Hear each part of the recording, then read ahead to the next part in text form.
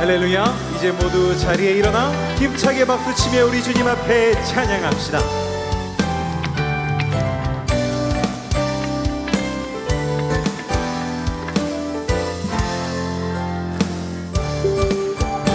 산을 넘어 험곡에 가도 빛가운데로 걸어가며 주께서 항상 지키시기로 약속한 말씀 변치 않네.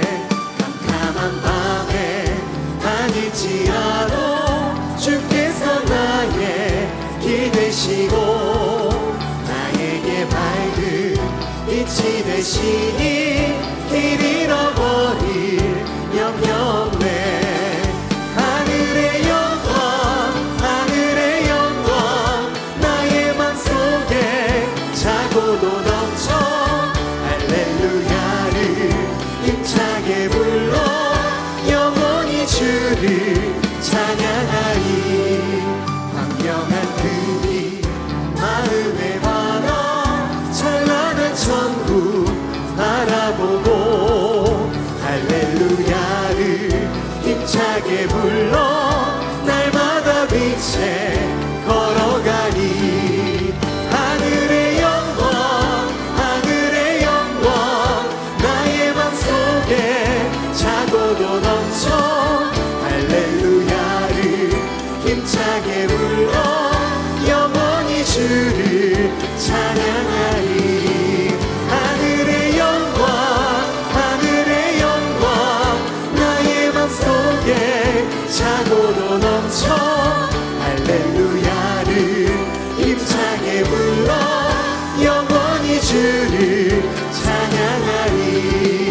할렐루야를 힘차게 불러 영원히 주를 찬양하리. 아멘.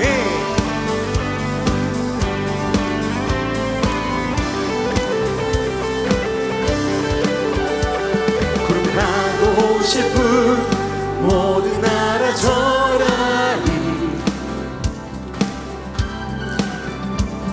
제사슬 끊기네 주의 찬양 선포할 때 주를 막을 자 누구리. 우리 주는 사자 유다의 그 사자 크게 포효하며 함께 싸우시네. 주 앞에 모두 경배하리. 주님 강하신 주는 어린 양 모든 죄를 위해 삭슬 끊었네.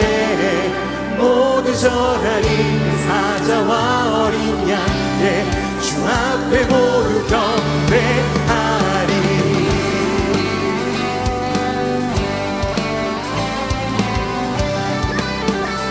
문들을 열어라 문들을 열어라 왕의 왕을 맞이하라.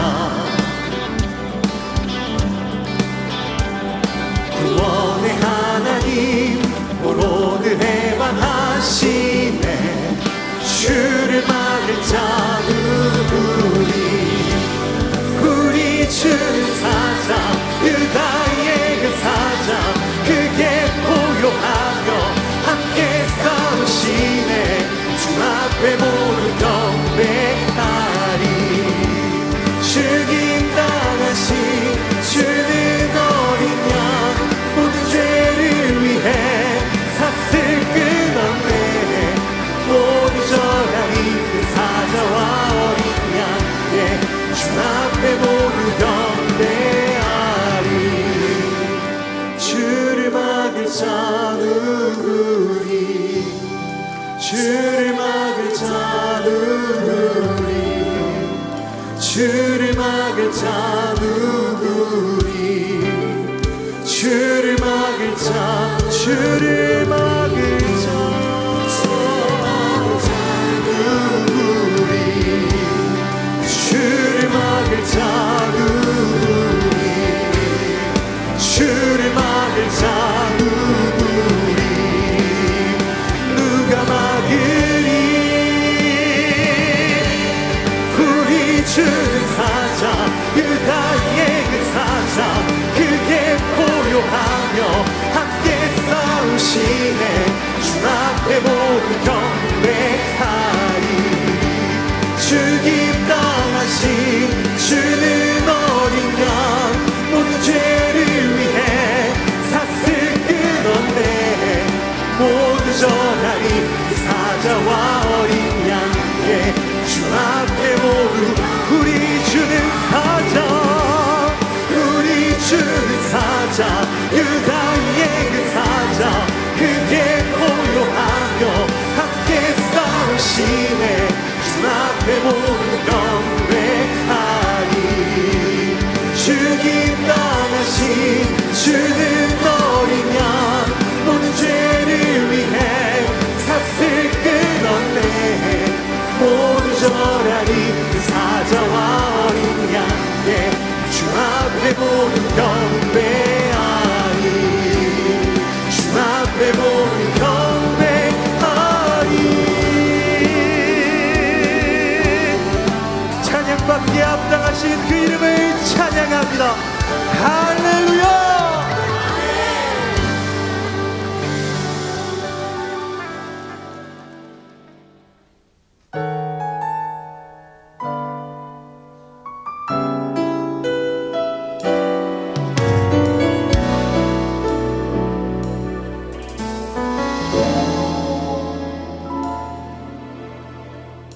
나의 영혼이 잠잠히 하나님만 바라며 나의 구원이 그에게서 나는 도다 나의 영혼아 잠잠히 하나님만 바라라 나의 소망이 저에게서 나는 도다 오직 주만이 나의 반석 나의 구원이시니 오직 주만이 나의 산성 내가 요동치 아니하리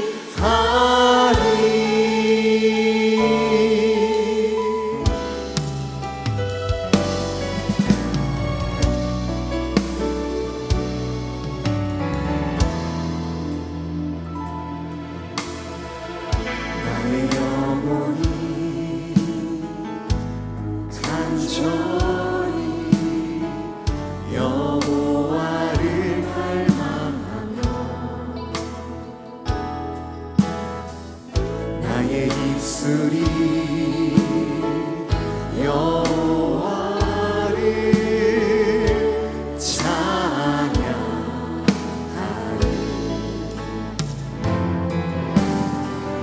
나의 영혼이 즐거이 여호와를 따르리니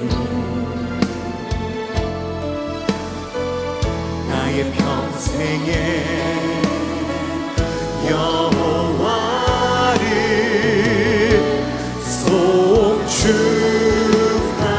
송축하리 오직 주만이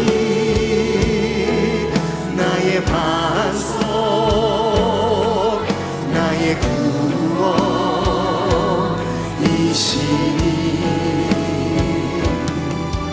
오직 주만이 나의 산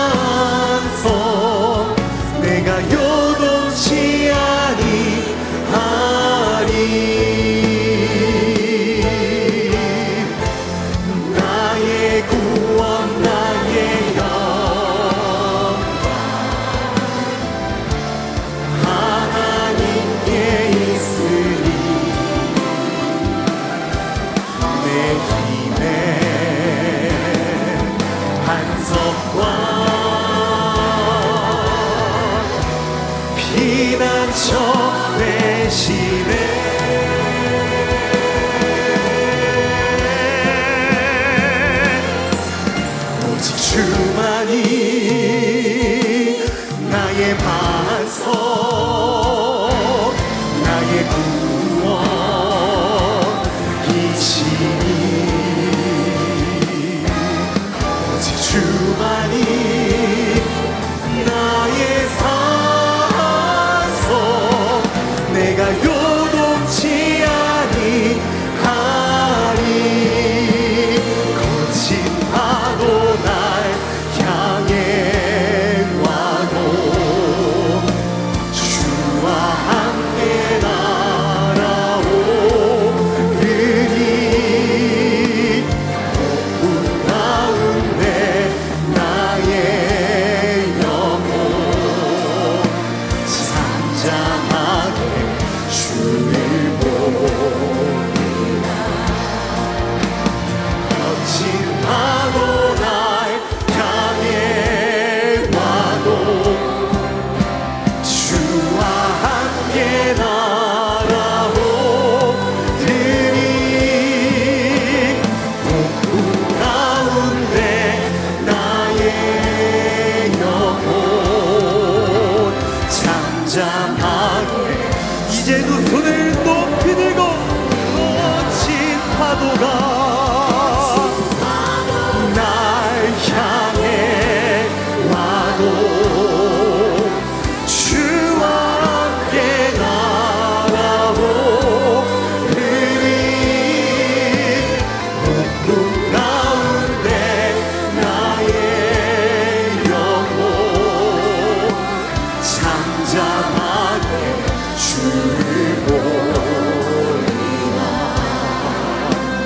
잠잠하게 주를 보리라. 잠잠하게 주를 보리라.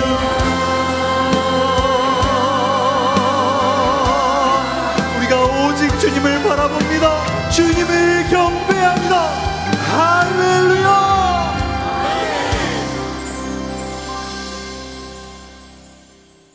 이 시간 우리에게 주시는 하나님의 말씀은 사무엘상 24장 1절에서 15절 말씀입니다. 사울이 블레셋 사람을 쫓다가 돌아오매 어떤 사람이 그에게 말하여 이르되 보소서 다윗이 엔게디 광야에 있더이다 하니 사울이 온 이스라엘에서 택한 사람 3,000명을 거느리고 다윗과 그의 사람들을 찾으러 들렴소 바위로 갈새 길가 양의 우리에 이른즉 굴이 있는지라 사울이 뒤를 보러 들어가니라. 다윗과 그의 사람들이 그 굴 깊은 곳에 있더니 다윗의 사람들이 이르되 보소서 여호와께서 당신에게 이르시기를 내가 원수를 내 손에 넘기리니 내 생각에 좋은 대로 그에게 행하라 하시더니 이것이 그날이니이다 하니 다윗이 일어나서 사울의 겉옷자락을 가만히 베니라.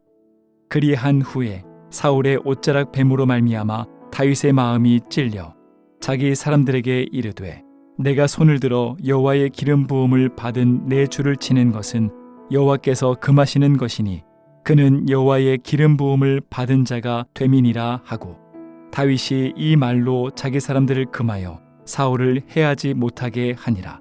사울이 일어나 굴에서 나가 자기 길을 가니라. 그 후에 다윗도 일어나 굴에서 나가 사울의 뒤에서 외쳐 이르되 내 주 왕이여 하매 사울이 돌아보는지라. 다윗이 땅에 엎드려 절하고 다윗이 사울에게 이르되 보소서 다윗이 왕을 해하려 한다고 하는 사람들의 말을 왕은 어찌하여 들으시나이까. 오늘 여호와께서 굴에서 왕을 내 손에 넘기신 것을 왕이 아셨을 것이니이다. 어떤 사람이 나를 권하여 왕을 죽이라 하였으나 내가 왕을 아껴 말하기를 나는 내 손을 들어 내 주를 해하지 아니하리니 그는 여호와의 기름 부음을 받은 자이기 때문이라 하였나이다. 내 아버지여 보소서 내 손에 있는 왕의 옷자락을 보소서. 내가 왕을 죽이지 아니하고 겉옷자락만 베었은즉 내 손에 악이나 죄가가 없는 줄을 오늘 아실지니이다. 왕은 내 생명을 찾아 해하려 하시나 나는 왕에게 범죄한 일이 없나이다. 여호와께서는 나와 왕 사이를 판단하사 여호와께서 나를 위하여 왕에게 보복하시려니와 내 손으로는 왕을 해하지 않겠나이다. 옛 속담에 말하기를 악은 악인에게서 난다 하였으니 내 손이 왕을 해하지 아니하리이다. 이스라엘 왕이 누구를 따라 나왔으며 누구의 뒤를 쫓나이까? 죽은 개나 벼룩을 쫓음이니이다. 그런즉 여호와께서 재판장이 되어 나와 왕 사이에 심판하사 나의 사정을 살펴 억울함을 풀어주시고 나를 왕의 손에서 건지시기를 원하나이다 하니라. 아멘. 이는 하나님의 말씀입니다.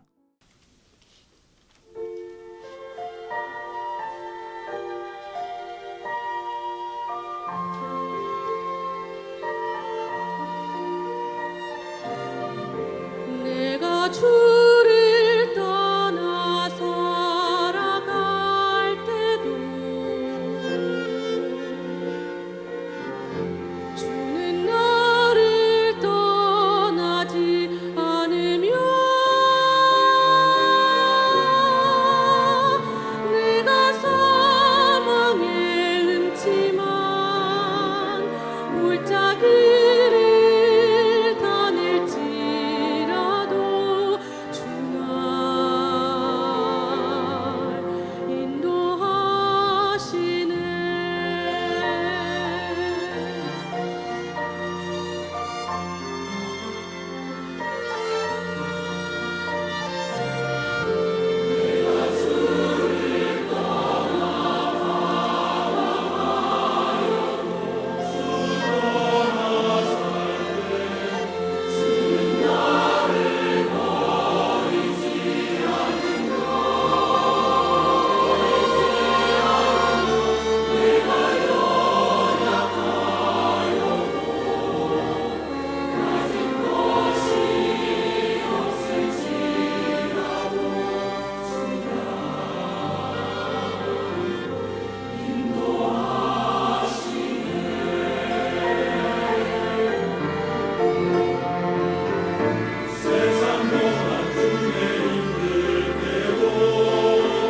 주님은 날 위로하시네.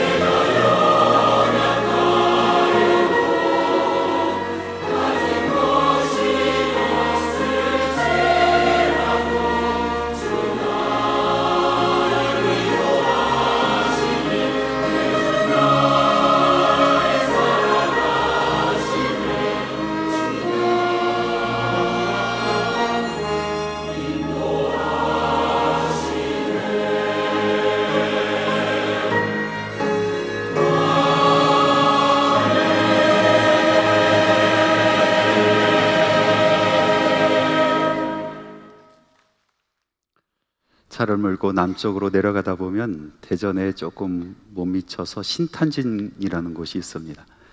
그 신탄진의 맛집을 찾아보면 묵집이 나옵니다. 묵집. 대단한 음식이 아니라 묵사발입니다. 간장으로 이 베이스를 만들고 그리고 묵을 썰어 놓죠. 김치 몇 조각 올려놓은 그런 음식이죠. 이야기를 들어보니까 6.25 동란 때 사람들이 피난 내려가면서 급하게 쫓기는 마음으로 먹는 음식들이 그런 묵밥 같은 것이었다라고 이야기를 해요. 제가 그걸 먹으면요 몇 분 걸리지 않습니다. 아니 솔직히 한 15초면 먹습니다. 그냥 마시는 수준으로 먹게 되는 그런 음식이죠. 또 대전역에 보면 막국수가 있습니다. 막국수. 지금도 하는지 모르겠지만 옛날엔 참 유명한 국수였습니다. 대전역에 잠깐 기차가 정차가 되면은 한 5분 정도 시간이 있거든요. 막 달려가서 국수 시켜서 후루룩 먹습니다. 기차가 떠나가려고 할 때 젓가락 딱 놓고 뛰어가면 맞습니다. 별로 맛은 없는데 사람들이 그 추억이 많이 있는 것 같습니다. 이런 음식 문화를 봤을 때 쫓기는 사람들에게는 여유가 없다라는 생각을 해봅니다. 제가 아는 한 지사님이 계십니다. 서울에서 꽤 괜찮은 사업을 하셨던 분이신데 1997년 금융위기가 왔을 때 그때 그만 크게 부도가 나서 빚쟁이에게 쫓기는 신세가 되었어요. 그래서 부랴부랴 자기 짐을 조금 챙겨서 지방으로 내려가게 되었죠. 이곳저곳 도망자의 삶을 살았어요. 그런데 하루도 편하게 잠을 잘 수가 없는 거예요. 음식을 먹어도 소화도 안 됩니다. 그런 세월이 몇 달이 가니까 이런 생각이 들더랍니다. 야, 이러다 내가 죽겠구나. 이러다 내가 죽겠구나. 그래서 결단하고 서울로 다시 올라와서 채권자들을 다 만납니다. 그리고 내가 빚을 꼭 갚겠노라고 약속을 했답니다. 그 후에 이제 식사를 하니까 소화도 잘 되고 또 발 뻗고 잠을 잘 수 있었다라는 그런 이야기를 들은 적이 있습니다. 이처럼 쫓기는 사람에게는 여유가 없습니다. 언제 잡힐지 모르는데 어떻게 밥이 넘어갑니까? 또 발 뻗고 잠을 잘 수 있겠습니까?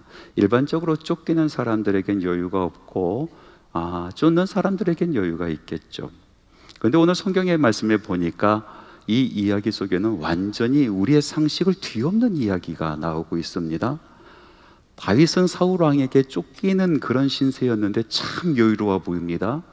오히려 쫓고 있는 사울이 조급해 보입니다. 이야기를 이렇게 상상해 봅니다. 사울은 이제 국정도 뒤로 하고 다윗을 잡는데 혈안이 되어 있습니다. 왕의 자리에만 연연하다 보니까 자기가 무슨 일을 해야 되는지 삶의 우선순위를 잃어버린 꼴이 되었죠. 그래서 정말 잘 훈련된 정예부대 3,000명을 이끌고 다윗을 찾으러 다닙니다. 다윗에 대한 제보가 있으면은 다른 일 다 제쳐두고 다윗을 잡으러 갑니다. 어느 날인가 다윗이 엔게디 광야에 숨어 있다라는 제보를 받고 사울은 급히 엔게디 광야를 향해 출정을 합니다. 그리고 그곳에 있는 모든 것을 샅샅이 수색을 하죠. 갑자기 용변이 마려워서 급하게 한 동굴로 뛰어 들어가게 되었습니다. 그런데 아플싸 그 동굴 안에 사람들이 있었던 겁니다. 자기가 찾고 있는 다윗의 무리가 분명합니다. 그런데 다른 군사들도 대동하지 아니하고 혼자 무장 해제한 채 들어가니 어떻게 할 수가 없습니다. 급한 나머지 용변을 보고 있는데 뒤에서 스산한 기운이 느껴집니다. 사람들이 소근소근 하는 소리가 들려옵니다. 그러다가 한 검은 그림자가 다가오는 것을 느꼈습니다. 팽팽한 긴장감이 흐릅니다. 그리고 땀이 목줄기를 타고 주르르 흘러내립니다. 그 그림자가 다가오더니 싹 옷을 자르는 소리가 납니다. 그리고 뒤로 물러납니다. 사울은 모른 채 하고 바지채를 움켜잡고 동굴에서 급히 빠져나왔습니다. 같은 이야기인데 다윗의 입장에서 한번 이 이야기를 상상해 봅시다. 다윗은 쫓기는 신세입니다. 어디를 가든지 백성들이 밀고를 합니다. 그래서 사람 만나는 것이 너무나 두렵습니다. 믿을 사람이 하나도 없습니다. 그래서 숨어 들어간 곳이 동굴이었습니다. 동굴로 들어가면서 혼자 생각합니다. 야, 내 꼴이 독에 든 쥐꼴 되었구나. 그런데 한 그림자가 동굴 안으로 들어오는 것을 보았습니다. 야, 이제 모든 것이 끝났다. 우리는 발각되었다. 근데 이게 웬일입니까? 사울이 들어오는데 다른 군사들은 들어오지 않습니다. 사울은 완전히 무장 해제한 채로 들어와서 용변을 보고 있는 것입니다. 정말 좋은 기회입니다. 동료들이 이야기하는 것처럼 모든 것을 끝내버릴 수 있는 기회입니다. 조용히 다가가서 목에 칼을 싹 그으면 모든 것이 끝나버립니다. 이 지긋지긋한 도망자의 신세도 끝날 수 있는 그런 기회입니다. 다윗은 살금살금 사울에게 다가갑니다. 사울이 인기척을 느꼈는지 움찔합니다. 팽팽한 긴장감이 그곳에 흐릅니다. 다윗은 다시 다가가서 싹 사울의 옷자락을 자릅니다. 그리고 뒤로 물러가며 자기를 기다리고 있는 동료들에게 다가갑니다. 동료들은 의아해하는 표정으로 다윗을 바라보는데 다윗은 활짝 웃으면서 자기가 자른 옷자락을 흔들어 보입니다. 이 말씀을 가만히 보니까 누가 쫓는 사람이고 누가 쫓기는 사람인지 알지 못하겠습니다. 쫓는 자 사울은 생명의 위협을 느끼면서 조급하게 그 동굴을 빠져나가고, 쫓기는 자 다윗은 자신의 적을 놓아주는 여유를 부리고 있습니다. 도대체 이 여유가 어디서 나온 걸까요? 이 다윗의 여유, 쫓기는 자의 여유, 어디서 나오는 걸까요? 다윗이 원래 성격이 여유로웠을까요? 아니면은 어떤 치밀한 계산이 있었을까요? 일본 전국 시대에 유명한 일화가 있습니다. 당대 전국을 통치할 수 있는 그럴 만한 인물이 뚜렷하게 보이지 않을 때인데, 그때 한 현명한 사람 현자가 몇 사람의 영웅들을 만납니다. 누가 이 전국을 통일할 것인가 하면서 그 사람을 만나서 새를 가져갑니다. 울지 않는 새입니다. 그리고 물어봅니다. 이 새가 울지 않는데 당신은 어떻게 하겠습니까? 오다 노부나가가 이렇게 대답합니다. 울지 않는 새는 죽여버린다 라고 대답을 합니다. 도요토미 히데요시가 이렇게 대답을 합니다. 어떻게 해서든지 나는 새를 울게 만들 것이다. 마지막으로 도쿠가와 이에야스는 이렇게 대답합니다. 새가 울 때까지 기다린다. 결국 울 때까지 기다렸었던 도쿠가와 이에야스가 전국을 통일하고 지배를 하죠. 어떤 사람은 다윗의 이 사건, 사울을 놓아주었었던 이 사건을 도쿠가와 이에야스처럼 고도의 정치술이다라고 평가하는 사람들이 있습니다. 맞는 이야기입니다. 여러분, 기회가 왔다고 해서 지금 다윗이 사울을 죽이게 된다라면 아무리 기름 부음 받은 사람일지라도 자기 왕을 암살하고 왕권을 차지한 사람이 돼버리는 것이죠. 다시 말해서 왕권의 전통성을 잃어버리게 된다는 것이죠. 그래서 다윗은 기다렸고 또 그 자리에서 사울을 제거하지 않았다라고 정치적으로 해석하는 사람들이 있습니다. 그런데 다윗은요, 도쿠가와 이에야스와 다른 사람입니다. 그의 여유는 단순히 정치술에서 나온 것이 아닙니다. 그의 여유에 근원이 있는데 그 근원은 다윗이 하나님을 향하여 믿는 그 믿음에 있었습니다. 오늘 읽은 말씀에 보니까 다윗이 이렇게 스스로 이야기를 하고 있습니다. 24장 12절 말씀입니다. 여호와께서는 나와 왕 사이를 판단하사 여호와께서 나를 위하여 왕에게 보복하시려니와 내 손으로는 왕을 해하지 않겠나이다. 하나님께서 우리를 판단해 주시옵소서. 내가 내 손으로 하지 않겠습니다. 하나님께서 해 주시옵소서라고 이야기를 하고 24장 15절의 말씀에 이어서 이런 말을 합니다. 함께 읽겠습니다. 그런즉 여호와께서 재판장이 되어 나와 왕 사이에 심판하사. 여러분, 쫓기는 자의 여유는 바로 여기에 있습니다. 다윗은 하나님을 재판장으로 여깁니다. 재판장으로 믿고 있습니다. 그는 이렇게 믿습니다. 나는 나를 증명하지 아니할지라도 하나님께서 나를 증명해 주실 것이다. 나는 내 손으로 심판하지 아니할지라도 하나님께서 심판하시고 판단하실 것이다. 나는 지금 사울을 제거하지 않아도 하나님께서 내 인생을 책임져 주실 것이다. 그렇게 믿고 있는 겁니다. 그래서 자기 손에 칼이 있었음에도 불구하고 그 칼을 휘둘리지 않습니다. 기회가 찾아왔다고 덥석 물지 않습니다. 조급해하지 않습니다. 기다립니다. 여러분, 사람이 왜 조급해합니까? 자기가 하려고 할 때 조급하지 않습니까? 내가 당장 지금 이 문제를 해결하려고 하니까 조급해지지 않습니까? 나를 내가 지켜야 된다고 생각하고 내 억울한 것을 내가 풀어야 된다고 생각을 하고, 그리고 나의 원수를 내가 갚아야 된다고 생각하고 내 자리를 내가 지켜야 된다고 생각하니 사람은 조급해지는 것입니다. 그러나 다윗은 자기 인생의 재판장의 자리를 자기가 앉지 않습니다.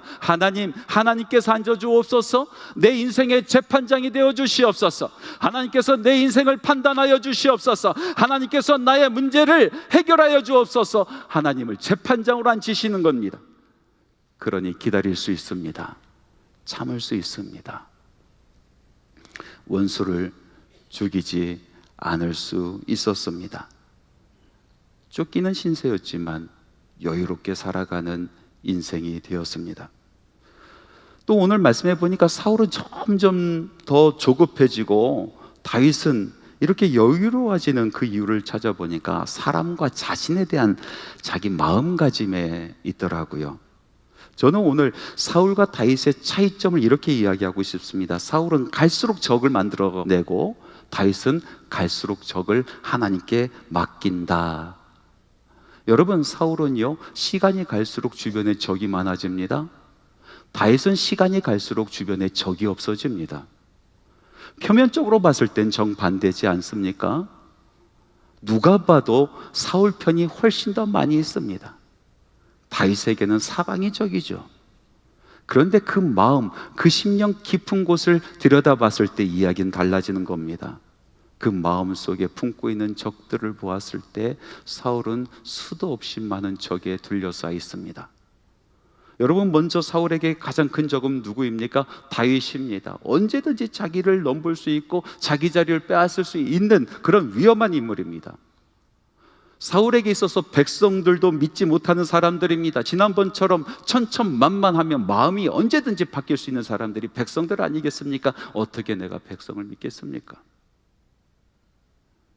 사울의 세 번째 적은 자기의 측근들입니다. 측근들조차도 믿지 못하겠습니다. 사랑하는 딸 미갈이 이제 다윗 편을 들고 사랑하는 아들 요나단조차도 다윗 편으로 넘어갔습니다. 혈육도 넘어갔는데 나와 함께하는 저 사람들 언제든지 다윗의 모습으로 변모하여 자기 자리를 넘볼 수 있는 사람이다라는 생각에 주변에 있는 사람을 믿지 못합니다. 마지막으로 사울의 가장 큰 적은 자기 자신이었습니다. 가장 믿지 못할 것이 바로 자기 자신이었습니다. 내가 믿음의 사람인지 믿음을 갖지 않은 사람인지 구분할 수가 없습니다. 분명히 하나님께서 살아계시는 것은 내가 알겠지만 나의 인생은 하나님으로부터 점점 멀어지고 있습니다. 악의 구렁텅이에 빠져서 내가 이렇게 살아도 되는가 생각이 들지만은 그러나 내 인생이 통제가 되지 않습니다. 시도 때도 없이 정신줄을 놓아버리는 자기 자신을 보면서 세상에서 가장 믿지 못할 사람이 바로 자신인 것을 깨달아갑니다. 그런데 다윗은 그렇지 않습니다. 마음속에 적이 없습니다. 자신을 밀고 하는 백성들이요, 그들은 알지 못해서 그럽니다. 오해해서 그럽니다. 백성들은 하나님께서 나에게 맡겨주신 백성이고 내가 끝까지 품고 가야 될 사람들이다라고 생각을 합니다. 자기 주변에 모여 있었던 600명의 사람들 하나같이 객관적으로 봤을 때 정상적인 사람들이었습니다. 사회적으로 부적응자들이 모였습니다. 마음에 화가 가득한 사람들이 모였습니다. 전쟁 한 번 치르지 못했었던 그런 오합지졸이 모여 있지만은 가만히 그들을 바라보니까 오죽하면 나에게 왔겠는가. 갈 곳도 없고 의지할 것도 없고 가진 것도 없는 나에게 오죽하면 저 사람들이 나를 찾아왔을까. 내 주변에 있는 사람은 내 인생이 어떻든 끝까지 함께할 사람들입니다. 사울 왕이요, 다윗에게 있어서는 적이 아닙니다. 끝까지 주군이었습니다. 나의 임금이었습니다. 하나님께서 기름 부으신 자였습니다. 그래서 그의 몸에 손을 대지 않습니다. 언제든지 최고의 경의를 표하며 자기의 순수함, 자기의 결백함을 보여주려고 하지 않습니까? 자기 자신이요? 다윗은 자신을 불신하지 않습니다. 자신의 처지를 비관하지도 않았습니다. 왜요? 자기는 하나님께서 기름 부으신 사람이기 때문에, 하나님께서 나를 선택하셨고 나에게 기름을 부어주셨기 때문에 하나님께서 내 인생 책임진다라는 그런 확신이 있었습니다. 자기를 비관하지 않습니다. 여러분, 적이 많으면 불안한 거예요. 적이 많으면 조급하지 않습니까? 사방이 적인데 어떻게 그 인생이 행복하겠습니까? 화려한 아방궁에서 살고 있을지라도 먹는 음식마다 체하고 발 뻗고 잠을 잘 수가 없는 그런 인생 아닙니까? 더군다나 자기 자신이 제일 믿지 못하는 자기인데 그 인생은 언제든지 뒤집힐 수 있는 그런 인생 아니겠습니까? 반면에 적이 없으면 여유롭습니다. 적이 없으면은 여유를 가질 수가 있습니다. 내가 냄새나는 동굴에서 지금 머물고 있을지라도 그래도 발 뻗고 평안히 잘 수가 있습니다. 더구나 자기 자신에 대한 확신이 있고 하나님께서 나를 붙드신다라는 확신이 있었을 때 미래에 대한 두려움이 없는 것입니다. 하나님께서 함께 하시는 인생은 반석 위에 서 있는 인생이 되는 것입니다. 여러분, 왜 이 같은 상황 속에서 사울과 다윗의 그 마음이 달랐을까요? 똑같은 일을 지금 같이 겪고 있는데 왜 사울은 적이 많은 인생으로 그 마음을 쓰고 있고 다윗은 적이 없는 인생으로 그 마음을 쓰고 있냔 말이죠. 도대체 무슨 차이겠습니까? 그것은 하나님과의 관계의 문제입니다. 사울은 입으로 직접 얘기하지 않지만은 그러나 그의 모든 행적을 봤을 때 사실 그 마음속에 가장 큰 적은 하나님이었습니다. 그는 하나님을 대적하며 살아갑니다. 다윗과 싸우는 사람이 아니었습니다. 사실 하나님과 싸우는 사람이었습니다. 절대 이길 수 없는 그런 싸움을 하는 사람이었습니다. 사울에게 있어서 하나님, 그 마음속에 있는 하나님의 모습은 이랬다 저랬다 하는 받아들일 수 없는 그런 하나님이었습니다. 내게 기름을 부어주실 때는 언제고 또 다른 사람을 세워서 다른 사람에게 기름을 부어주시니 내가 어떻게 하나님을 믿을 수가 있겠는가? 내가 어떻게 하나님을 따를 수 있겠는가? 나보다 다윗을 더 아끼고 사랑하시는 하나님의 모습을 보니까 내가 어떻게 나의 인생을 하나님께 맡길 수가 있겠는가? 나는 결단코 하나님께 순종하지 아니하리라 각오하면서 사는 사람처럼 그 인생을 살아가지 않습니까? 그의 마음속에 있는 하나님은 변덕스러운 하나님, 나를 힘들게 하신 하나님, 나를 괴롭게 하시는 하나님인 것뿐이었습니다. 근데 정말로 그렇습니까? 말씀을 읽는 삼자의 입장에서 이 사울을 한번 바라봤을 때 정말 하나님께서는 변덕스러운 하나님이셨습니까? 사울을 괴롭히는 하나님이셨습니까? 그렇지 않습니다. 가만히 생각을 해보니까 사울 안에 마음속에 품고 있는 하나님의 모습은 사울 자신의 모습이었습니다.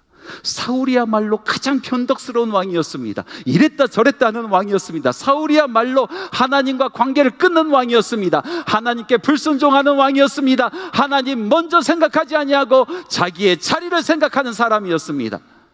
그의 마음속에 있는 하나님의 그릇된 이미지는 사실 자기 자신의 모습이었습니다. 그래서 멸망의 길로 달려갑니다. 다윗 왕은 어떻습니까? 여러분, 억울한 걸로 따지면 다윗 따라갈 사람이 어디 있습니까? 나름대로 사람들이 알아주지 않았지만은 그 넓은 평야에서 목축을 하면서 평안하게 살았단 말이죠. 그런데 어느 날인가 선지자가 오라 하여 갔더니 머리에 기름을 붓습니다. 그 이후로 인생이 꼬이기 시작하는 거예요. 기름 부음 받은 이후로, 택함을 받은 이후로 인생이 꼬이기 시작합니다. 그래서 사람들이 들어가고 싶어 하지 아니하는 사울의 방에 들어가서 미치광이 왕의 수중을 듣는 일을 해야 됐습니다. 그 사울이 창을 들고 몇 번을 다윗을 죽이려고 했는지 알지 못하겠습니다. 사울의 사위가 되었지만은 사랑하는 아내와 함께 살 수도 없었습니다. 도망자 신세로 그렇게 일평생 살아야 되었습니다. 광야에서 사람들이 찾아오는데 어쩌면 하나같이 그 모양 그 꼴의 사람들이 찾아올까요? 왜 하나님께서는 이런 사람을 나에게 붙여주실까? 마음에 화가 있는 사람들, 사회적으로 부적응했었던 이 사람들, 억울함과 분노가 가득한 사람들만 보내주시는데 정말로 이 사람들과 어떻게 미래를 설계해야 될지 알지 못하겠는 겁니다. 가는 곳곳마다 백성들이 밀고 합니다. 사람 만나기가 무섭습니다. 자기 편은 아무도 없는 것 같이 느껴집니다. 잠자리가 편합니까? 염소들이 들어가 자는 그런 동굴 속에서 사는 세월이 벌써 몇 해가 되었습니까? 억울한 것 따지면은 다윗 따라갈 사람이 없죠. 하나님께 하소연하려면은 한참 할 겁니다. 하나님 도대체 왜 그러십니까? 하나님 왜 나를 부르셨습니까? 하나님 왜 내게 기름 부어주셨습니까?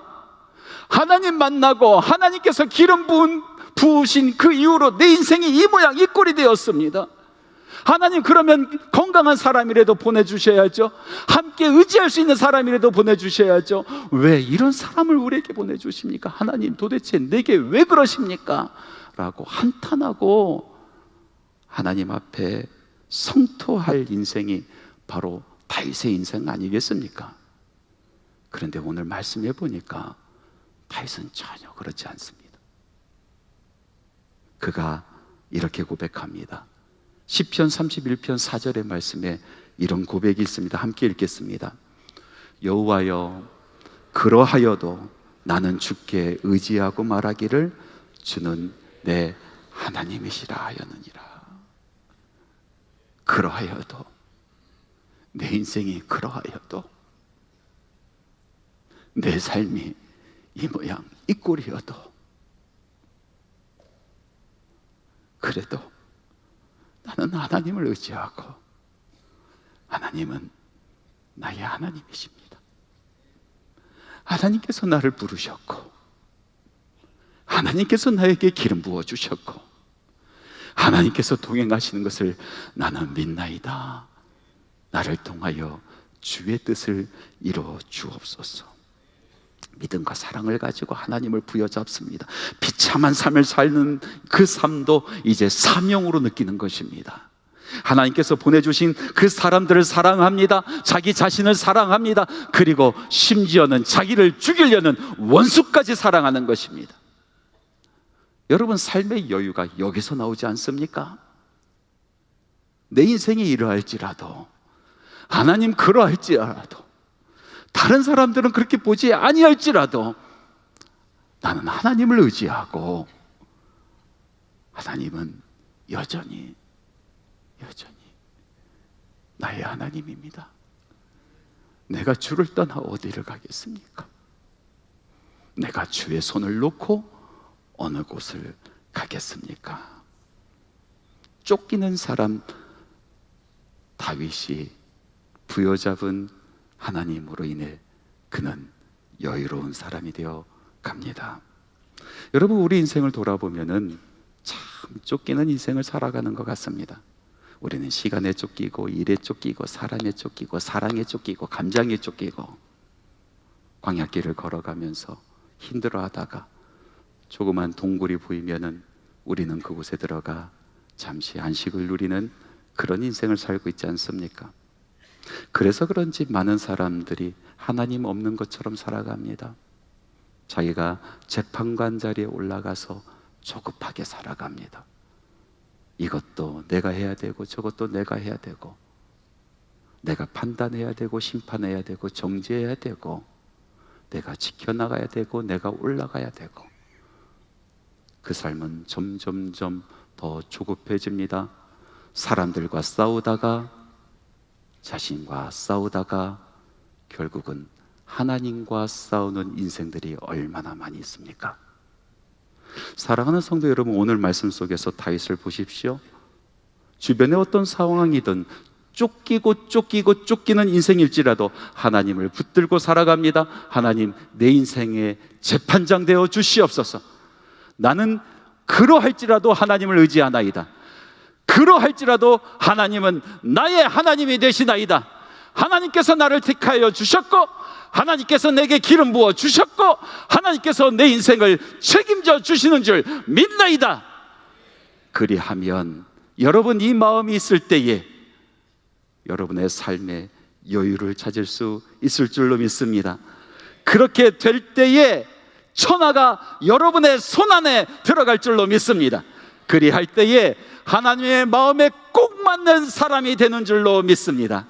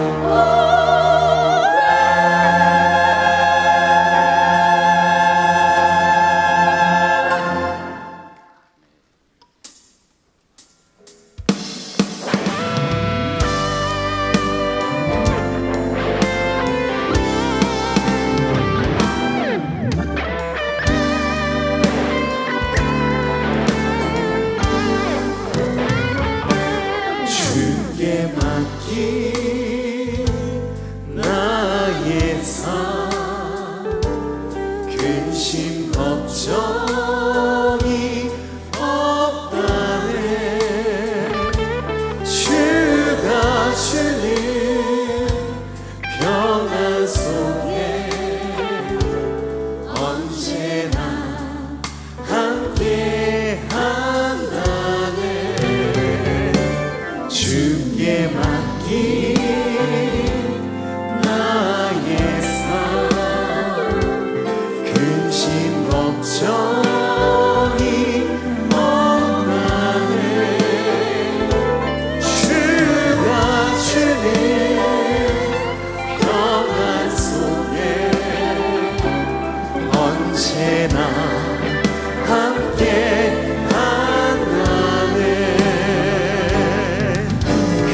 친밀한 손길을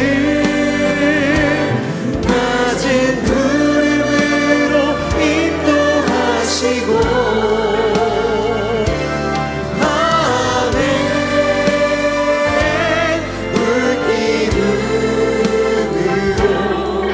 지키셨네. 주께 맡긴 나의 삶,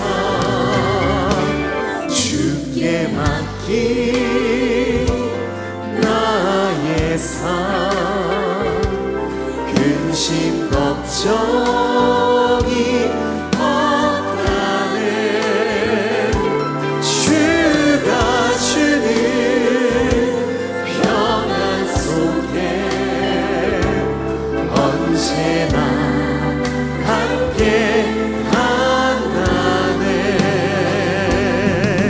그 친밀한 손길을 낮은 구름으로 인도하시고 밤에 불기둥으로 지키셨네. 주께 맡긴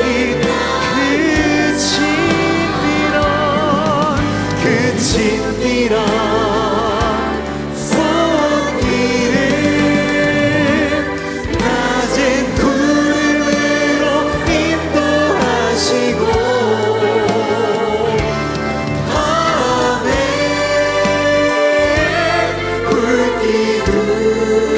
불기둥으로 지키셨네.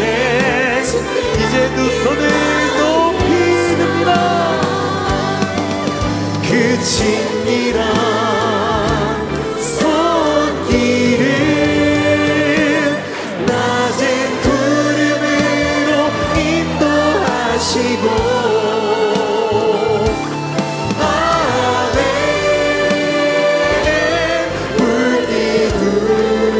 불기둥으로 지키셨네. 주께 맡긴 나의 삶, 지키셨네. 주께 맡긴 나의 삶, 지키셨네. 주께 맡긴 나의 삶.